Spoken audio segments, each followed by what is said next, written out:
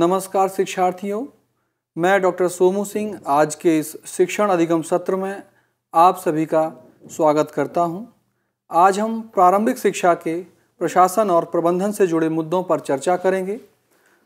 चर्चा के लिए हमारे बीच इंदिरा गांधी राष्ट्रीय मुक्त विश्वविद्यालय की शिक्षाविद पीठ के सहायक आचार्य डॉक्टर गौरव सिंह जी उपस्थित हैं।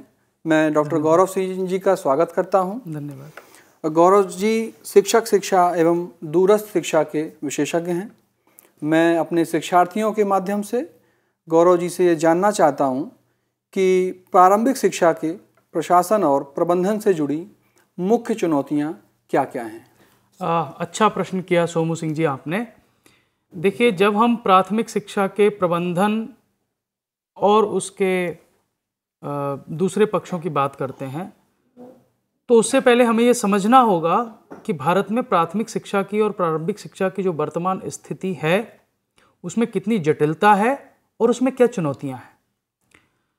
जो सबसे बड़ी चुनौती भारत में प्रारंभिक शिक्षा के सामने प्रारंभ से रही है वह चुनौती है प्रारंभिक शिक्षा का सार्वभौमिकरण, यूनिवर्सलाइजेशन ऑफ एलिमेंट्री एजुकेशन।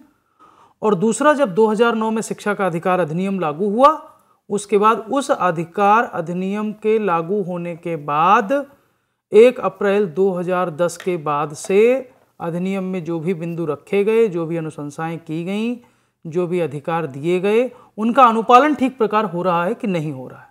ये एक महत्वपूर्ण बिंदु है। दूसरी बड़ी चुनौती जो प्रारंभिक शिक्षा के सामने है वो है केंद्र सरकार द्वारा जो वित्तीय सहायता प्रदान की जाती है राज्यों को और उनके माध्यम से नीचे स्थानीय निकायों तक, वह वित्तीय सहायता जिस मद में दी जा रही है उसी मद में प्रयोग हो रही है, स्थानीय निकाय तक वो उसी रूप में पहुंच रही है। स्थानीय निकाय उसका संपूर्ण प्रयोग करके हमारे विद्यार्थियों को उससे मदद दे पा रहे हैं कि नहीं दे पा रहे हैं, ये एक बड़ी चुनौती है। तीसरी बड़ी चुनौती भी प्रारंभिक शिक्षा में प्रारंभ से रही है, वो है शिक्षकों की व्यवस्था। हमने बहुत सारी योजनाओं की चर्चा पूर्व में भी की है जो केवल शिक्षकों की उपयुक्त संख्या विद्यालयों में हो जाए इसके लिए चालू की गई, या शिक्षकों के प्रशिक्षण की व्यवस्था हो जाए, सभी विद्यालय जो प्रारंभिक विद्यालयों में शिक्षक पढ़ा रहे हैं वो प्रशिक्षित हों। ये एक बड़ी चुनौती है क्योंकि अभी भी एक बड़ी संख्या है जो अप्रशिक्षित अध्यापकों की है। एक और बड़ी चुनौती हमारे सामने आई जब शिक्षा का अधिकार अधिनियम लागू हुआ, उसके बाद विद्यालय शिक्षा समितियों की स्थापना की गई, स्कूल मैनेजमेंट कमेटी एसएमसी जिनको बोला गया। वह स्कूल मैनेजमेंट कमेटी ठीक से बने, उनका जो संगठन है वो उसी रूप में रहे जिस रूप में उसकी प्रस्तावना की गई है, और वो स्कूल मैनेजमेंट कमेटी जो हैं, जो विद्यालय शिक्षा समितियां हैं, वो अपने कार्यों को ठीक प्रकार संचालित कर पाएं। ये एक बड़ी चुनौती है। इसके साथ ही एक और बड़ी चुनौती है, वो है जो विद्यालय शिक्षा समितियों के कार्यों में एक महत्वपूर्ण कार्य है विद्यालय विकास योजनाओं का निर्माण करना। जी, क्या वे विद्यालय शिक्षा समितियां प्रभावी ढंग से विद्यालय विकास योजनाओं का निर्माण कर पा रही हैं? तो उन योजनाओं का निर्माण ठीक प्रकार से हो, उनका क्रियान्वयन ठीक प्रकार से हो। तो ये कुछ प्रमुख चुनौतियां हैं जो आज की प्रारंभिक शिक्षा के प्रबंधन से जुड़े हुए मुद्दों के अंतर्गत आती हैं और हमें इस पर चर्चा करनी चाहिए। अब हम ये जानना चाहेंगे कि कुछ प्रशासनिक मुद्दे भी हैं जो हमारे विद्यालय शिक्षा से जुड़े हुए हैं जी, वो क्या क्या हैं? देखिए, प्रशासनिक मुद्दे तो कई प्रकार के हैं, लेकिन जो सबसे बड़ा मुद्दा है प्रशासनिक वो है पदानुक्रम और विकेंद्रीकरण से जुड़ा हुआ। एक तो जो हायरार्की सिस्टम है और दूसरा डिसेंट्रलाइजेशन किस स्तर तक हुआ है। ये दो बड़ी समस्याएं हैं प्रशासनिक स्तर पर जिसके हमें समाधान ढूंढने की आवश्यकता है। जब हम हायरार्की या पदानुक्रम की बात करते हैं तब हमें एक चीज स्पष्ट रूप से नजर आती है, यदि हम स्वतंत्रता के बाद से या उससे पहले से भी भारत में जो प्रारंभिक शिक्षा या प्राथमिक शिक्षा की नीतियां बनी है उसका क्रम देखें तो हमने टॉप डाउन अप्रोच फॉलो किया है, ऊपर से नीचे का प्रवाह रहा है नीतियों के संबंध में। अधिकांशतः नीतियां केंद्र में या राज्यों में या तो उनके सचिव बनाते हैं या उनके निदेशक बनाते हैं या उनके आयुक्त बनाते हैं या परियोजना निदेशक बनाते हैं। तो ऐसे लोग नीतियों का निर्धारण करते हैं, चाहे वो केंद्र में हो या राज्यों में हो। और विद्यालय में शिक्षक की भूमिका मात्र विद्यालय का स्ट्रक्चर, विद्यालय में पाठ्यचर्या ठीक से चल रही है नहीं चल रही है, मूल्यांकन ठीक से हो रहा है नहीं हो रहा है, इसकी भी नीतियां ऊपर से बनकर आती हैं। उन नीतियों के क्रियान्वयन मात्र तक सीमित है। तो यदि हम देखें भारत में जो पदानुक्रम संबंधी समस्याएं हैं, जो हायरार्किकल सिस्टम है, वह एक बड़ी चुनौती है, एक बड़ी समस्या है।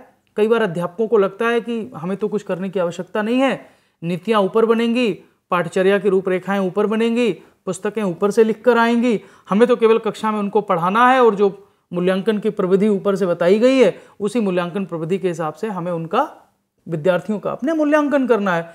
तो एक अध्यापक की भूमिका केवल कक्षा में पढ़ाने और मूल्यांकन तक सीमित रह जाती है और वो अपने आप को इस पूरी व्यवस्था से कहीं अलग अनुभव करने लगता है। तो इस समस्या का समाधान ढूंढने की आवश्यकता है।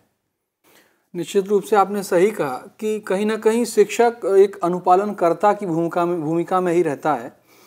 तो अब हम ये जानना चाहेंगे कि इन चुनौतियों और जो मुद्दे आपने हाईलाइट किए हैं उनके समाधान क्या क्या हैं? इनके समाधान ढूंढने के लिए हमें कहीं और जाने की आवश्यकता नहीं है।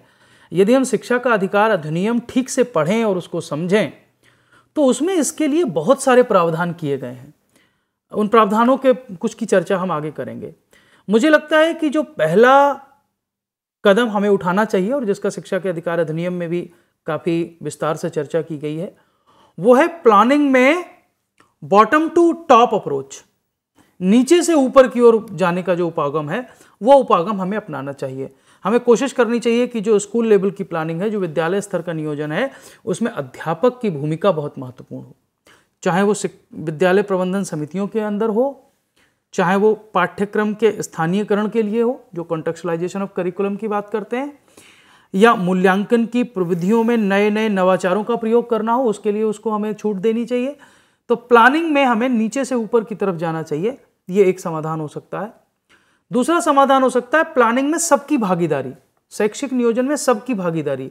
जब हम सबकी भागीदारी की बात करते हैं तो वहाँ बच्चों की भागीदारी की बात भी करते हैं, हम माता पिता की भागीदारी की बात भी करते हैं, उनके अभिभावकों की भागीदारी की बात भी करते हैं, ग्राम के या पंचायत के जो अन्य सदस्य हैं, जो वहाँ के प्रबुद्ध नागरिक हैं, उनकी भी भागीदारी की बात करते हैं, शिक्षकों की भागीदारी की बात भी करते हैं। तो प्लानिंग में इन सब की भागीदारी जब होगी तब वो जो एक टॉप टू डाउन अप्रोच की समस्याएं हैं उनको कुछ हद तक हम दूर कर सकते हैं। तीसरा उसमें हम ये अपना सकते हैं कि स्थानीय आवश्यकताओं के अनुसार कितना लचीलापन पाठ्यक्रम में हो सकता है, कितना लचीलापन पाठ्य वस्तु के अंतरण की व्यवस्था में हो सकता है, किन पाठ्य वस्तुओं के अंतरण के लिए किन शिक्षण विधियों का प्रयोग करना उसमें हो सकता है। और जो स्कूल की सिचुएशन है, जो इंस्टीट्यूट की सिचुएशन है, जो संस्थानिक स्थिति है, इंस्टीट्यूशनल पोजीशन है, उसके हिसाब से भी संस्थानों को कुछ बदलावों की अनुमति दी जानी चाहिए। उससे ये जो हायरार्की और डिसेंट्रलाइजेशन से जुड़े मुद्दे हैं, इनका समाधान काफ़ी हद तक किया जा सकता है। और मुझे लगता है कि हमारे जो शिक्षार्थी इस कार्यक्रम को देख रहे हैं वो भी ये देखेंगे कि जब वो शिक्षा का अधिकार अधिनियम पढ़ेंगे तब वर्तमान में जो व्यवस्था चल रही थी पूर्व में एजुकेशनल प्लानिंग की, और उसके बाद शिक्षा का अधिकार अधिनियम आने के बाद शिक्षकों की जो भागीदारी और स्थानीय समुदाय की जो भागीदारी बढ़ाई गई है, उसको वो इस परिप्रेक्ष्य में देखने का प्रयास भी करेंगे। आपकी बात से मैं सहमत हूँ और ये वाकई में बहुत ज़रूरी भी है कि जो हमारी विद्यालय प्रबंधन समिति है उसमें सभी समुदाय के सभी वर्गों के लोगों का प्रतिनिधित्व हो, गांव की महिलाओं का, गांव के वंचित समूहों के लोगों का, बच्चों के अभिभावकों का। तो कहीं ना कहीं जो योजना बनेगी या समस्याओं का जो चिन्हीकरण होगा वो वास्तविक होगा, और उसके बाद जो योजना बनेगी और जो ऊपर तक जाएगी ये अधिक व्यवहारिक और सार्थक समाधान की दिशा में अच्छा कदम होगा। जी, और इसके साथ ही हम कुछ और कदम भी उठा सकते हैं, खासतौर पर जो हायरार्की और डिसेंट्रलाइजेशन का इशू है, पदानुक्रम और विकेंद्रीकरण का विषय है। एक तो नियोजन और वित्त, प्लानिंग और फाइनेंसिंग, दो बड़े मुद्दे हैं इसमें। तो इसका विकेंद्रीकरण हमें कम से कम जिला स्तर तक कर देना चाहिए कि विद्यालयों में वित्त का बंटवारा कैसे होगा ये केंद्र या राज्य तय नहीं करेगा, क्योंकि हर जिले के विद्यालयों की संख्या, हर जिले के प्रत्येक विद्यालय की आवश्यकता, उस विद्यालय में छात्रों की संख्या, उस विद्यालय में अध्यापकों की संख्या, ये जिला स्तर पर मॉनिटर हो सकता है, ये राज्य या केंद्र स्तर पर उतना प्रभावी ढंग से नहीं हो सकता। तो ये जो इसकी प्लानिंग और इसकी जो फाइनेंसिंग है उसमें मुझे लगता है कि विकेंद्रीकरण, जो डिसेंट्रलाइजेशन है, वो जिला स्तर तक जाना चाहिए। निश्चित रूप से कई राज्य ऐसे हैं जिनमें जिलों की संख्या काफी अधिक है। हाँ हाँ, तो उसको मैनेज करना भी एक तरह से कठिनाई या चुनौती ही है राज्यों के समक्ष। जी। दूसरा, साथ ही इसमें जो स्थानीय निकाय हैं, चाहे वो जिला पंचायतें हैं, चाहे वो ग्राम पंचायतें हैं, चाहे वो नगर पालिकाएं हैं, उनको अधिक स्वायत्तता देने की जरूरत है, खासतौर पर शैक्षिक नियोजन के संदर्भ में। इसके अलावा जो हमने डीपीईपी कार्यक्रम में और एसएसए योजनाएं जब चल रही थी, तब संकुल और खंड संसाधन केंद्रों की व्यवस्था की थी। वो संकुल और खंड संसाधन केंद्रों को और सक्षम बनाने की आवश्यकता है। साथ ही जो बहुत सारी प्रतिवेदन इकाइयां हैं, अर्थात जहां रिपोर्टिंग उनको करनी है, वहां मल्टीपल अप्रोच अपनाएं, अर्थात विद्यालय भी अपनी रिपोर्टिंग करे, खंड स्तर के अधिकारी भी अपनी रिपोर्टिंग करें, जिला स्तर के अधिकारी भी अपनी रिपोर्टिंग करें। तो जब मॉनिटरिंग के स्तर बढ़ जाएंगे तो गुणवत्ता अपने आप सुधर जाएगी और नियोजन और प्रबंधन की जो समस्याएं हैं वो काफ़ी हद तक कम हो जाएंगी। साथ ही नियोजन और क्रियान्वयन में माता पिता और स्थानीय लोगों की भागीदारी सकारात्मक हो और वो अर्थपूर्ण हो। केवल विद्यालय प्रबंध समिति के गठन कर देने मात्र से या पीटीएम आयोजित कर लेने से ये पूरी नहीं हो जाती।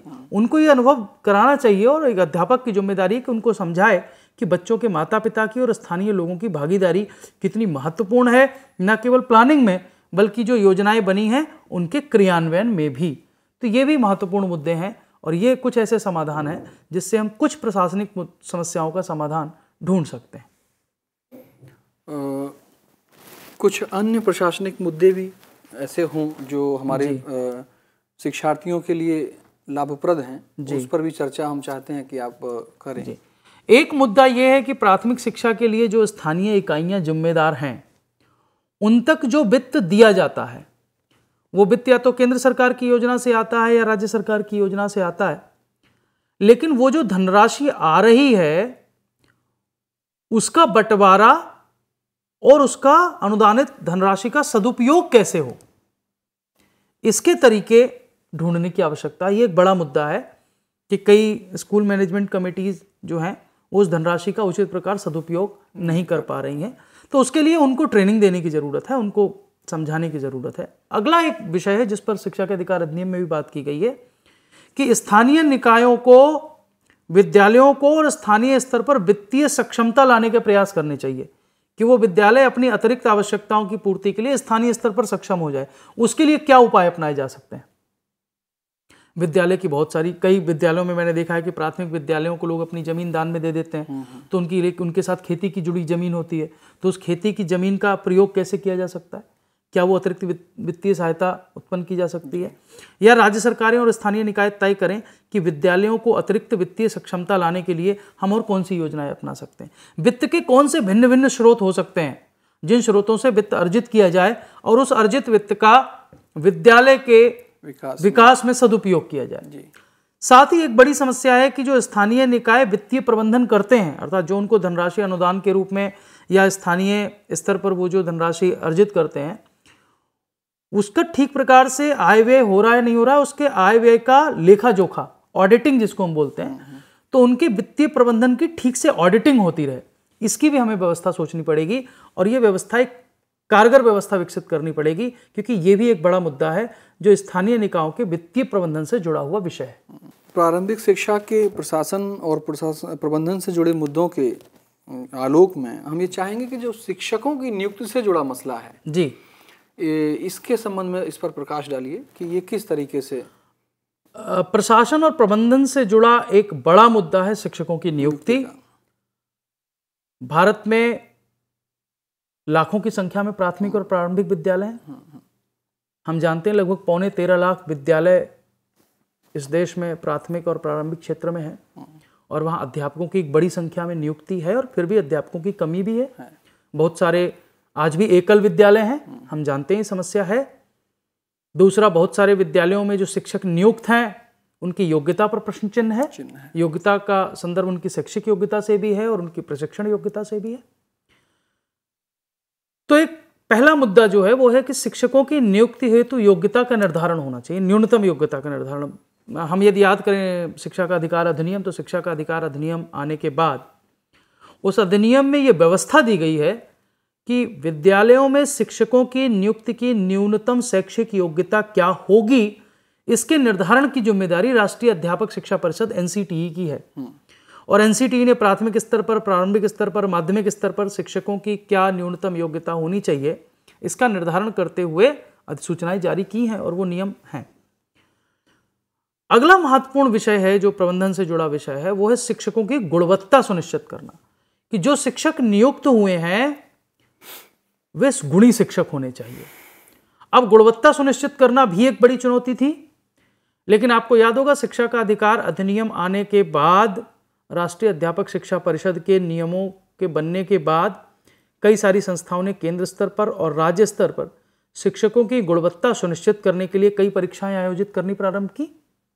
आपको याद है कि सीबीएसई सीटीईटी जैसी परीक्षा कराता है, जो कि सेंट्रल टीचर एलिजिबिलिटी टेस्ट है, केंद्रीय अध्यापक पात्रता परीक्षा। वे पात्रता परीक्षाएं क्यों आयोजित हो रही हैं? वे इसीलिए आयोजित हो रही हैं कि जो अध्यापक प्रशिक्षण लेकर भी आ रहे हैं, प्रशिक्षण लेने के बाद भी क्या वो शिक्षक बनने की पात्रता रखते हैं, नहीं रखते हैं। उसका उद्देश्य केवल यही है कि अध्यापक जो विद्यालयों में नियुक्त हों उनकी गुणवत्ता सुनिश्चित की जा सके। कई राज्य भी टीईटी आयोजित कराते हैं, उसका भी यही उद्देश्य है। तो हम जब भी मुद्दों की चर्चा करें तो हमें यह ध्यान में रखना चाहिए कि उसका बैकग्राउंड क्या है, किस संदर्भ में हम बात कर रहे हैं। ये सारे जो मुद्दे हैं नियुक्ति और प्रबंधन से जुड़े, यदि हम शिक्षा के अधिकार अधिनियम के प्रावधानों के संदर्भ में इनकी एक एक की व्याख्या करेंगे तो हमें बड़ी आसानी होगी इसको समझने में। तीसरा जो शिक्षकों की नियुक्ति और प्रबंधन से जुड़ा मुद्दा है वह है शिक्षकों का सेवा पूर्व और सेवाकालीन प्रशिक्षण। वे शिक्षक जो अभी शिक्षक नहीं बने हैं, शिक्षक बनना चाहते हैं, उनके लिए शिक्षक शिक्षा किस प्रकार की होनी चाहिए। इस देश में बहुत सारी चिंतन हुए और 2014 में एनसीटीई ने जब नए नियम और मानक बनाए तब से सतत ये चर्चा चल रही है कि क्या सेवा पूर्व शिक्षा 1 वर्ष की होनी चाहिए। आपको याद है कि सारी सेवा पूर्व परीक्षाएं शिक्षा के पाठ्यक्रम, चाहे वो डीएलएड हैं या बीएड हैं, सब 2 वर्षीय कर दिए गए। साथ ही अब बात हो रही है कि 4 वर्षीय पाठ्यक्रम होने चाहिए, कम से कम इंटीग्रेटेड पाठ्यक्रम उनको पढ़ाए जाने चाहिए। तो सेवा पूर्व प्रशिक्षण कैसा होना चाहिए, इस पर भी चर्चा की जा रही है और नए नए प्रयोग इसमें सामने आ रहे हैं। साथ ही जो शिक्षक सेवारत हैं वो 2 तरह के शिक्षक हैं। या तो सेवारत शिक्षक प्रशिक्षित नहीं है, उनके प्रशिक्षण के लिए बहुत सारी संस्थाएं काम कर रही हैं। एनआईओएस डीएलएड कार्यक्रम ऑफर कर रहा है, इंदिरा गांधी राष्ट्रीय मुक्त विश्वविद्यालय कई सेवाकालीन प्रशिक्षण कार्यक्रम देता है, एनसीईआरटी बहुत सारे कम अवधि के सेवाकालीन प्रशिक्षण कार्यक्रम चलाती है। क्योंकि सेवाकालीन प्रशिक्षण कार्यक्रम 2 तरह के लोगों की मदद करता है। एक तो उन शिक्षकों की मदद करता है जो शिक्षक प्रशिक्षित नहीं है, वह आवश्यक प्रशिक्षण प्राप्त कर लें, और जो प्रशिक्षित शिक्षक हैं वे शिक्षक समय समय पर जो नई चीजें आ रही हैं, जो नए प्रावधान आ रहे हैं, मूल्यांकन की नई प्रविधियां आ रही हैं, नई तकनीकियां आ रही हैं, आईसीटी का इंटीग्रेशन हो रहा है, तो इन सब में वो अपने आप को निपुण कर पाएं, अपनी योग्यता को विकसित कर पाएं। सेवाकालीन प्रशिक्षण दोनों बिंदुओं पर काम करता है, तो इसके प्रबंधन की आवश्यकता है। शिक्षकों की नियुक्ति और प्रबंधन से जुड़ा एक बहुत महत्वपूर्ण मुद्दा है, खासतौर पर ग्रामीण क्षेत्रों में जो प्राथमिक विद्यालय हैं वहां यह मुद्दा बहुत प्रभावी हो जाता है। वह है विद्यालय में शिक्षकों की तैनाती। अक्सर हम अखबारों में भी पढ़ते हैं कि कई बार कुछ विद्यालयों में एक भी शिक्षक नहीं है, कुछ विद्यालयों में 1 शिक्षक या 2 शिक्षक हैं और वहां बहुत अधिक विद्यार्थी हैं। वहीं कुछ विद्यालय जो कई बार नगरों के करीब हैं या जहां शिक्षक जाना पसंद करते हैं, वहां विद्यालय में विद्यार्थियों की संख्या तो कम है लेकिन शिक्षकों की तैनाती 8-8 और 10-10 तक है। तो विद्यालयों में शिक्षकों की तैनाती का रेशनलाइजेशन कैसे हो, इसका तर्कपूर्ण समाधान कैसे हो, ये एक बड़ी चुनौती है। अगर हम शिक्षा के अधिकार अधिनियम में देखें तो इसका समाधान भी सुझाया गया है। जब शिक्षा का अधिकार अधिनियम जब आप पढ़ें तो उसके अंत में जब परिशिष्ट लगे हैं तो उस परिशिष्ट में एक जगह लिखा गया है कि कितने विद्यालय में विद्यार्थी हों तो शिक्षक कितने होने चाहिए। 30 विद्यार्थियों तक कितना होना चाहिए, 60 तक कितना होना चाहिए, 90 तक कितना होना चाहिए, 120 तक कितना होना चाहिए, 200 तक कितना होना चाहिए। शिक्षक छात्र अनुपात, स्पष्ट चर्चा है।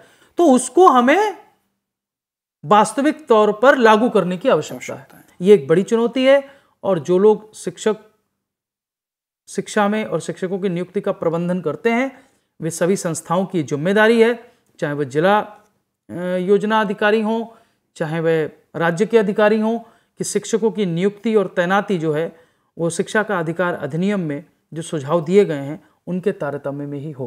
तो ये शिक्षकों की नियुक्ति और प्रबंधन से जुड़े कुछ बड़े मुद्दे हैं। साथ ही कुछ और मुद्दे इससे जुड़े हैं। एक मुद्दा है, जैसा कि हम जानते हैं कि बहुत सारे राज्यों में शिक्षा कर्मी और शिक्षा मित्र जैसी योजनाएं चल रही हैं। हमारे विद्यार्थी जिन भी राज्यों से आते हैं वो यदि अपने राज्यों में देखेंगे तो देखेंगे कि इस तरह की पैरा टीचर जिनको बोलते हैं शॉर्ट में, तो वह पैरा टीचर शिक्षाकर्मी के रूप में या शिक्षा मित्र के रूप में कई जगह नियुक्त हैं। इन योजनाओं के पुनर्मूल्यांकन की आवश्यकता है। शिक्षा का अधिकार अधिनियम आने के बाद जब यह तय हो गया कि प्रत्येक विद्यालय में शिक्षकों की न्यूनतम संख्या कितनी होगी, तो क्या उस न्यूनतम संख्या की पूर्ति शिक्षकों को नियुक्त करके की जाए, या ये जो एडहॉकिज्म हम एक काम चलाऊ व्यवस्था चला रहे थे शिक्षाकर्मी और शिक्षा मित्र की, इसी योजना को लागू रखा जाए। इसके मूल्यांकन, अध्ययन और इसकी आवश्यकता एक बड़ी चुनौती है। शिक्षकों की नियुक्ति में स्थानीय सरकारों, स्थानीय निकायों की क्या भूमिका है, इस पर भी बहुत प्रश्न उठते रहे हैं, इस पर भी चुनौती है। शिक्षकों के वेतन संबंधी मुद्दे हैं, वेतन विसंगतियां हैं। बहुत सारे राज्यों में कुछ शिक्षक पूर्ण वेतन पाते हैं, कुछ शिक्षक 7,000, 8,000, 10,000 के वेतन पर वर्षों से काम कर रहे हैं। तो इस कम वेतन का उनकी मनोदशा पर, उनकी शैक्षिक इच्छा शक्ति पर क्या प्रभाव पड़ रहा है, इस पर भी चिंता करने की आवश्यकता है। एक और महत्वपूर्ण मुद्दा है, वह है प्राथमिक विद्यालयों में न्यूनतम 50% महिला शिक्षकों की भागीदारी सुनिश्चित करना। इस पर भी सभी को ध्यान देने की आवश्यकता है। तो ये शिक्षकों की नियुक्ति और प्रबंधन से जुड़े कुछ ऐसे विषय हैं जिनमें जो भी प्रबंधन से जुड़े अधिकारी और संस्थाएं काम कर रही हैं, उनको ये देखना होगा कि शिक्षकों की नियुक्ति कैसे सुनिश्चित की जाए, कैसे गुणवान शिक्षक नियुक्त हों और कैसे शैक्षिक कार्यक्रमों का गुणवत्तापूर्ण समाधान दिया जा सके। जी, आपने स्पष्ट रूप से शिक्षकों की नियुक्ति से संबंधित मुद्दे, उनकी सेवा शर्तें स्पष्ट रूप से रखी। जी। अब हम ये जानना चाहते हैं अपने शिक्षार्थियों के माध्यम से कि विद्यालय प्रबंध समिति से जुड़े मुद्दे क्या क्या हैं। विद्यालय प्रबंध समिति का गठन होता ही है। हमारे शिक्षार्थी जानते हैं, जुड़े हुए हैं प्रारंभिक विद्यालयों से, उनके यहाँ भी है। तो उससे जुड़े क्या क्या मुद्दे हैं? देखिए, शिक्षा का अधिकार अधिनियम आने के बाद आपको याद है कि जब सर्व शिक्षा अभियान का कार्यक्रम चलता था और उससे पहले जब जिला विद्यालय प्रशिक्षण कार्यक्रम DPEP चलता था, उन कार्यक्रमों में ग्राम शिक्षा समितियों की अवधारणा थी, विलेज एजुकेशन कमेटी की। लेकिन जब शिक्षा का अधिकार अधिनियम आया तब ग्राम शिक्षा समिति को बदलकर विद्यालय प्रबंधन समिति में बदल दिया गया, स्कूल मैनेजमेंट कमेटी में। उसमें उसको अधिक स्वायत्तता दी गई, विद्यालय के नियोजन में, कार्यक्रमों के नियोजन में उसकी बड़ी भूमिका देखी गई। तो इससे जुड़े भी बहुत सारे मुद्दे हैं, बहुत सारी चुनौतियां हैं जिन पर ध्यान दिए जाने की आवश्यकता है। पहली चुनौती है विद्यालय प्रबंध समिति का गठन और संयोजन जो है वो उन मानकों के अनुरूप हो जो मानक शिक्षा का अधिकार अधिनियम में बताए गए हैं कि उनमें महिलाओं की भागीदारी कितनी होनी चाहिए, उनमें केवल वे ही माता पिता होने चाहिए जिनके बच्चे उस विद्यालय में नामांकित हों, उसमें उनके विभिन्न वर्गों का प्रतिनिधित्व कितना होना चाहिए। तो ये जितनी भी समाधान उसमें दिए गए हैं उन सारे बिंदुओं पर विद्यालय प्रबंध समिति का गठन और संयोजन हो। साथ ही विद्यालय प्रबंध समिति के चूंकि बहुत सारे सदस्य ग्रामीण परिवेश से आते हैं तो उनको अपनी भूमिका स्पष्ट नहीं होती, तो एक स्पष्ट योजना और स्पष्ट कार्य योजना बनाकर इस पर काम करने की आवश्यकता है। अभी भी आवश्यकता है कि विद्यालय प्रबंध समिति के जो सदस्य चुने जा रहे हैं उनका प्रशिक्षण किया जाए, छोटी पुस्तिकाओं के माध्यम से, टोलियों के माध्यम से, ऑडियो वीडियो की मदद ली जा सकती है। विद्यालय प्रबंध समिति के सदस्यों का प्रशिक्षण एक बड़ी चुनौती है ताकि वह समिति के सदस्य जान सकें कि उनके क्या अधिकार हैं, क्या भूमिका है और कैसे विद्यालय प्रबंध समिति प्रभावी ढंग से काम कर सकती है। निश्चित रूप से उनको यह भी पता चले कि आखिर शिक्षा का अधिकार अधिनियम 2009 या उसके बाद जो उसमें संशोधन हुआ उसमें क्या क्या प्राविधान हैं, उनका अनुपालन हम कैसे करें। जब उन्हें जानकारी होगी तभी तो बैठकों में इस बात की चर्चा उठेगी और उस पर एक सुझाव प्रस्तुत होगा। एक और बड़ा मुद्दा है, विद्यालय प्रबंध समिति की एक बड़ी भूमिका रेखांकित की गई है बाल अधिकारों के संरक्षण को लेकर, कि बाल अधिकारों का हनन नहीं हो विद्यालय में और समाज में और उनका संरक्षण हो। तो उनके संरक्षण में हम विद्यालय प्रबंध समिति की जब भूमिका की बात करते हैं तो विद्यालय प्रबंध समिति के सदस्यों को यह बताने की आवश्यकता भी है कि बाल अधिकारों के संरक्षण में वो किन किन एजेंसीज की मदद ले सकते हैं, किन किन स्तरों पर उनका संरक्षण किया जाना है। साथ ही स्थानीय निकाय और सरकार के साथ जो समन्वय स्थापित करना है उसकी बात उनको करनी है। साथ ही कुछ बड़ी जिम्मेदारियां हैं विद्यालय प्रबंध समिति की, और वे बड़ी चुनौतियां भी हैं उनके लिए, जैसे विद्यालय की रोजमर्रा की गतिविधि और जो कार्यप्रणालियां हैं उनका वो अनुश्रवण, उनकी मॉनिटरिंग करते रहें। विद्यालय विकास योजनाओं का प्रभावी ढंग से निर्माण करें और उसकी संस्तुतियां दें। जो अनुदान आ रहा है उस अनुदान का उपयोग ठीक प्रकार से हो रहा है, नहीं हो रहा है, जिन मदों के लिए अनुदान आया है उन मदों में ही उसका उपयोग हो रहा है कि नहीं हो रहा है। विद्यालय में जो शिक्षक नियुक्त हैं और जो विद्यार्थी पढ़ते हैं वे निरंतर उपस्थित हो रहे हैं कि नहीं हो रहे हैं, इसकी भी निगरानी करने की आवश्यकता है और विद्यालय प्रबंध समिति की जिम्मेदारी है। मध्याह्न भोजन योजना जो कि लागू है वर्षों से विद्यालयों में, क्या वो ठीक प्रकार से काम कर रही है कि नहीं कर रही है, और उनके आसपास के क्षेत्र में, उनके गांव के, उनके आसपास के गांव के जहां के विद्यालय में बच्चे आते हैं वहां के सभी बच्चे जो 6 से 14 वर्ष की आयु के हैं, क्या वो विद्यालय आ रहे हैं, क्या उनका नामांकन हुआ है, यह भी विद्यालय प्रबंध समिति की जिम्मेदारी है। साथ ही एक बड़ी जिम्मेदारी है विद्यालय प्रबंध समिति की विद्यालय विकास योजनाओं का निर्माण। इसकी चर्चा हम समय समय पर करते रहते हैं और हमारे शिक्षार्थी ये जानते हैं कि विद्यालय विकास योजना के निर्माण में विद्यालय प्रबंध समिति की बड़ी भूमिका है। उनको एक 3 वर्षीय योजना बनानी होती है, साथ ही वार्षिक योजनाएं बनानी होती हैं, और साथ ही उनको अनुमान लगाने होते हैं कि इस वर्ष से अगले वर्ष नामांकन कितना बढ़ जाएगा। जब नामांकन बढ़ेगा तो क्या किसी अतिरिक्त आधारभूत ढांचे की आवश्यकता होगी, क्या अतिरिक्त कक्षों की आवश्यकता होगी, अतिरिक्त शैक्षिक संसाधनों की क्या व्यवस्था होनी चाहिए, यदि अतिरिक्त शिक्षकों की आवश्यकता है तो उसका अनुमान लगाएं और उसकी सूचना दें अपने उच्चस्थ अधिकारियों को जिला स्तर पर, ताकि अगला सत्र प्रारंभ होने से पहले आधारभूत ढांचे में जो सुधार होना है, संसाधनों की व्यवस्था होनी है और शिक्षकों की व्यवस्था होनी है, वो पूरी कर सकें।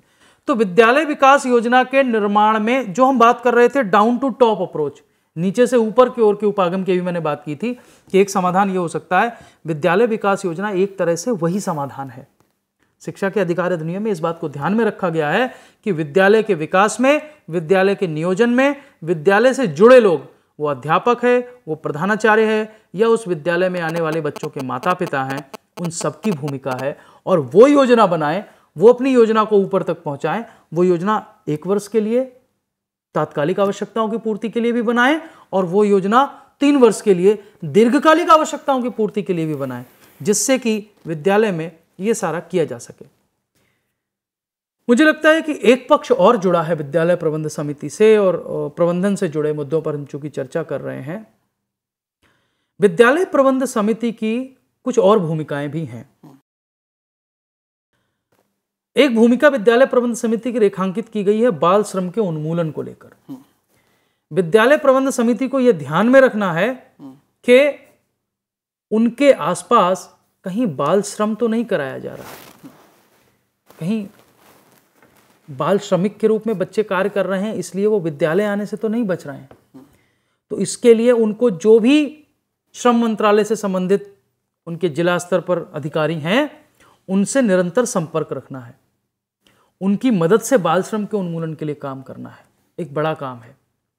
दूसरी जिम्मेदारी है समाज के जो वंचित वर्ग हैं, वे वर्ग जहां के बच्चे वहां आ रहे हैं और वे वर्ग जहां के बच्चे विद्यालय में नहीं आ पा रहे हैं, चाहे वो आर्थिक आधार पर, धार्मिक आधार पर, सामाजिक अधिकार पर आधार पर, सांस्कृतिक आधार पर, जिस भी आधार पर समाज के वंचित वर्ग हैं, उनके बच्चों की उचित भागीदारी और 100% नामांकन क्या विद्यालय में हुआ है, ये निर्धारित करना और इसकी निगरानी करना विद्यालय प्रबंध समिति की भूमिका है। ये विद्यालय प्रबंधन से जुड़ा एक बड़ा महत्वपूर्ण बिंदु है। अगला मुद्दा है विशिष्ट आवश्यकताओं वाले जो बच्चे हैं, जिनको हम दिव्यांगजन कहते हैं। वे दिव्यांग बालक, क्या उनको शिक्षण के समान अवसर विद्यालय दे रहा है? यह समान अवसर प्रदान करने के लिए विद्यालय में किन परिवर्तनों की आवश्यकता है, किन भौतिक परिवर्तनों की आवश्यकता है, किन शैक्षणिक परिवर्तनों की आवश्यकता है, उनकी पहचान करना और उनकी व्यवस्था करना भी विद्यालय प्रबंध समिति की जिम्मेदारी है। साथ ही गरीबी उन्मूलन के लिए जो पंचायती राज विभाग है उसके सहयोग से उनको काम करना है। और बाल अधिकारों के संरक्षण की बात मैं पहले भी कर चुका हूं, बाल अधिकारों के संरक्षण के लिए भी विद्यालय प्रबंध समिति की अत्यंत महत्वपूर्ण भूमिका है।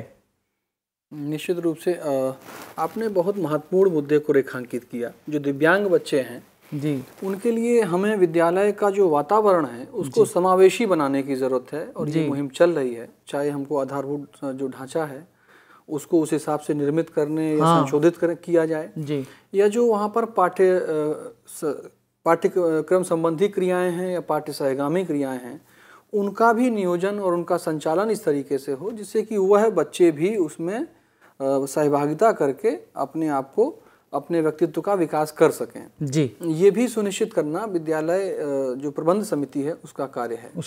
हाँ, ये बहुत ही महत्वपूर्ण मुद्दा है क्योंकि सरकार का जोर है कि दिव्यांग बच्चों को मुख्य धारा से जोड़ा जाए, उनको आत्मनिर्भर बनाने के लिए। केवल सरकार का ही जोर नहीं है, एक जागरूक सामाजिक व्यक्ति होने के नाते समाज के प्रत्येक नागरिक की जिम्मेदारी है, क्योंकि वे भी समाज के उतने ही महत्वपूर्ण अंग हैं जितने महत्वपूर्ण अंग हम हैं। हाँ। तभी हम समानता और समता के संवैधानिक अधिकार की रक्षा कर पाएंगे। हम संवैधानिक लक्ष्यों की प्राप्ति की दिशा में आगे बढ़ पाएंगे। जी।